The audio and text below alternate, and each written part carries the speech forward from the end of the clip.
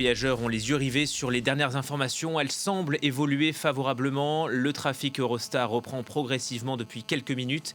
Depuis la mi-journée, je vous le disais, aucun train ne circule entre Londres, Paris, Amsterdam et Bruxelles.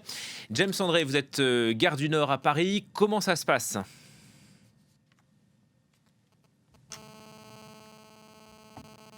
Bien écoutez, ce que je peux vous dire, c'est que j'ai parlé à un certain nombre de voyageurs frustrés depuis tout à l'heure, dont Ian, par exemple, un Britannique qui est guide, qui a un groupe de 37 retraités avec lui venus visiter les Alpes françaises et suisses et qui était sur le chemin du retour. Il m'a expliqué qu'évidemment pour lui, les choses étaient très compliquées, mais qu'heureusement tout le monde avait gardé son calme et qu'ils allaient être transférés vers un hôtel dans les minutes qui suivent. Il m'a aussi expliqué bien que dans le groupe, il y avait 4 Américains qui, eux, étaient inquiets pour leur vol à destination des États-Unis et au départ de Londres prévu demain. Et c'est la même situation multipliée par le nombre de passagers. Les informations ne sont pas très claires. C'est vrai qu'Eurostar évoque le fait d'une reprise progressive des trains à compter de 15 heures, mais à l'instant, j'étais à l'intérieur de la gare derrière moi et ce qu'on entendait sur les haut-parleurs, c'est que le terminal Eurostar est évacué, qu'il faut suivre les instructions.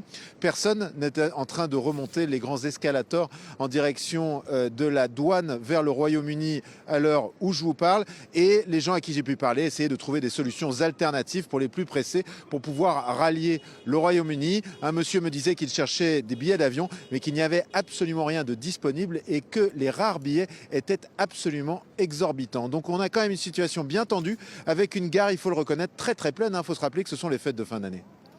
Merci beaucoup James pour ces éléments et on va vous remontrer l'image de la gare de Saint-Pancras, elle aussi bondée à la veille donc du réveillon du Nouvel An en attendant de nouvelles informations de la part d'Eurostar.